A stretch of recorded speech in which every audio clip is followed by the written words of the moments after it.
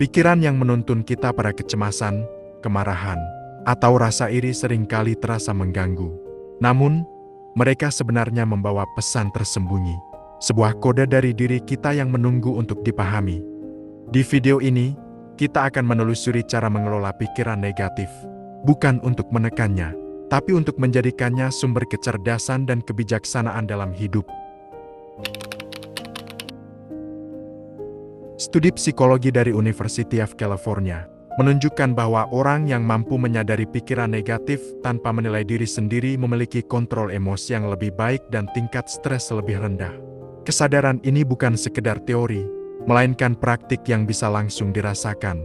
Saat kita berhenti melawan atau menekan pikiran negatif, mereka mulai kehilangan kekuatan destruktifnya. Daripada menekan rasa cemas atau kemarahan yang muncul, biarkan pikiran itu menempati sudut perhatianmu sejenak. Rasakan ketegangan di dada, berat di pelipis, atau denyut yang tiba-tiba cepat. Dengarkan kata-kata yang muncul di kepala.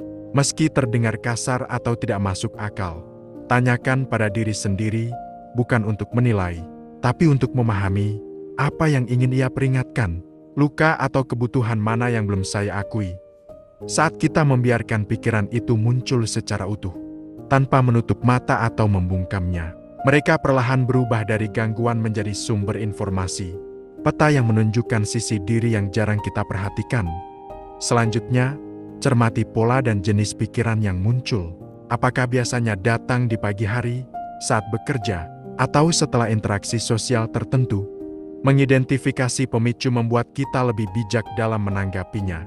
Tanpa pemahaman ini, pikiran negatif bisa memicu reaksi spontan seperti marah berlebihan, cemas tak terkendali, atau menarik diri dari orang lain. Dengan kesadaran sederhana ini, kita mulai melihat pikiran negatif sebagai peta diri sendiri, petunjuk menuju kebutuhan, ketakutan, dan potensi yang belum tergali.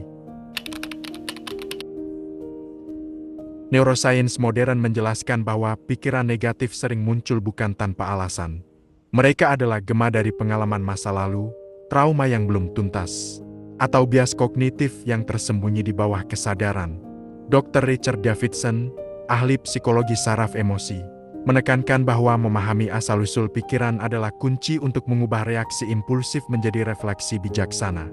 Alih-alih hanya merasa terganggu, kita bisa mencoba menelusuri jejaknya. Saat muncul rasa cemas tentang pekerjaan atau hubungan, jangan buru-buru menepisnya.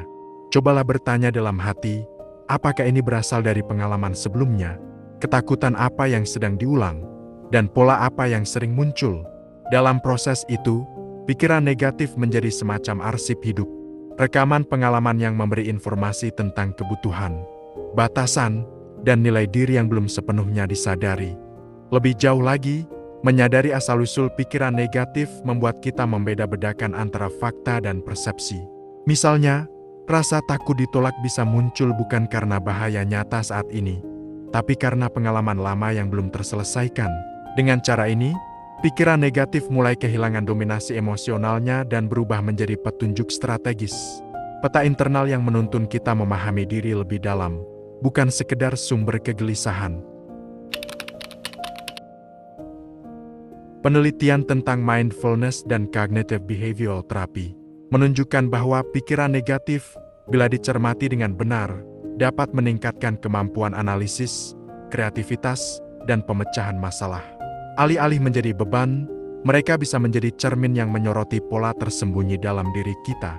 Proses ini dimulai dengan mengalihkan energi dari perlawanan menjadi pertanyaan. Misalnya, ketika rasa iri muncul, jangan sekedar menekan atau menyalahkan diri. Alihkan perhatian pada pertanyaan, apa yang sebenarnya saya inginkan? Bagaimana saya bisa mengejar tujuan itu dengan cara yang realistis? Rasa iri yang dulu terasa mengekang kini menjadi pendorong untuk refleksi dan perencanaan strategis. Selanjutnya, gunakan pikiran negatif sebagai alat introspeksi yang mendalam. Catat perasaan dan reaksi yang muncul, amati pola yang berulang, dan temukan pesan di balik rasa tidak nyaman.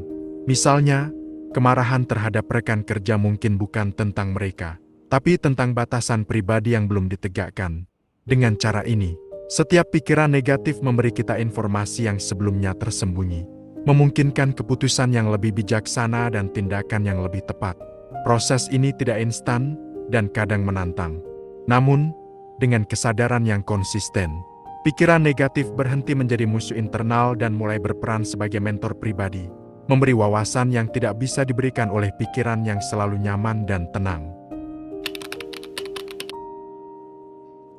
Setelah kita mengenali dan memahami asal-usul pikiran negatif, langkah selanjutnya adalah mengarahkannya secara sadar.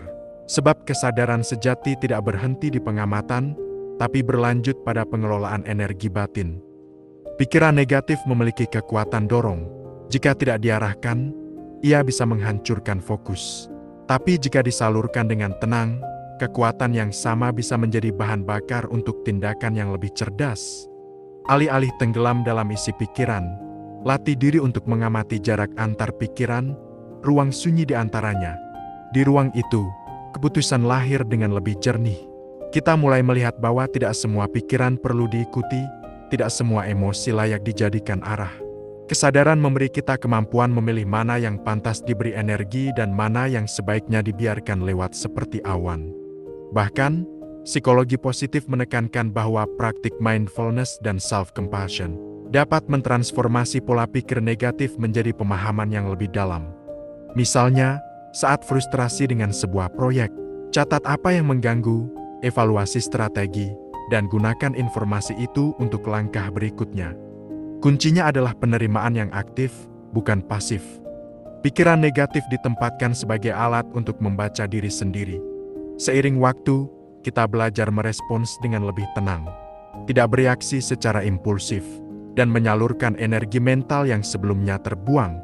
Pikiran yang dulu terasa berat kini menjadi panduan, mentor yang lembut tapi tegas, membimbing kita memahami dan memanfaatkan potensi tersembunyi. Pikiran negatif, jika dilihat dengan kesadaran, bukan musuh yang harus dikalahkan. Mereka adalah guru yang menyimpan pesan tersembunyi tentang diri kita, kebutuhan kita, dan jalur menuju kebijaksanaan. Setiap kali rasa cemas atau marah muncul, sebenarnya ada bagian dari diri yang sedang meminta untuk dipahami, bukan dihakimi. Ketika kita berhenti berperang dengan pikiran sendiri, kita mulai mendengar suaranya dengan cara yang berbeda. Kita menyadari bahwa di balik setiap ketakutan ada pelajaran tentang keberanian. Di balik rasa iri ada isyarat tentang keinginan yang belum diwujudkan. Dan di balik kemarahan ada panggilan untuk menjaga batas diri. Mengelolanya dengan hati yang terbuka memungkinkan setiap rasa cemas, iri, atau marah berubah menjadi sumber kecerdasan yang tersembunyi. Kecerdasan yang tidak datang dari buku, tapi dari keberanian untuk menatap batin sendiri tanpa lari.